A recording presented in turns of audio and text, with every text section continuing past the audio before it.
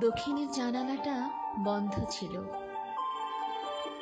তুমি এসে একটু একটু করে পুরোটাই খুলে দিলে।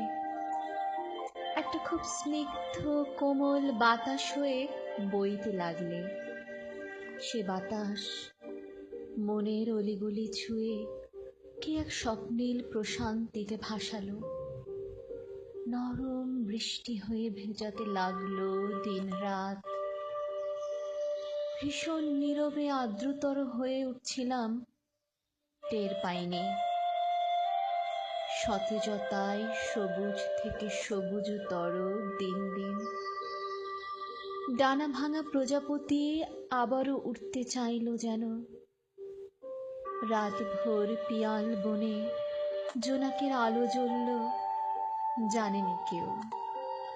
মাঝরাত্রিরে ওই কামিনী সুগন্ধি আলোতে ভেসে গেলাম, বুঝেনি কেউ। হাসনু হেনা ভেজা শিশির হলাম, সাগর সেচা নীলাভ মুক্ত।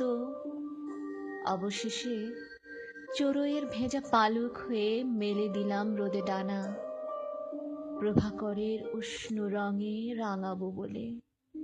মন বলল, এই তো সে, যার জন্য শ্রীকান্তের মাঝ রাত্রিরের ধুধু বালুচরে আমার অস্তিত্ব ভিজেছিল একলা জোছনায় কত সহস্রাব্দী কাল। কিন্তু না, তুমি বললে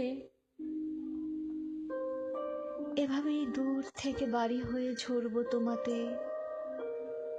তোমার শান্ত জলেতে আকাশের মতো ছায়া হয়ে মিশে রব। ঘোর লাগা শেষ রাত্রিতে ওম হয়ে কল্পনায় মিশে রব গভীর আলিঙ্গনে।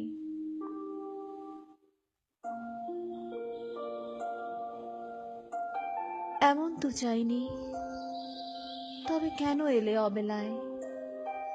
অস্থিতে মজ্জাতে যদি নাইবা মিশলে, তবে কেমন প্রেম?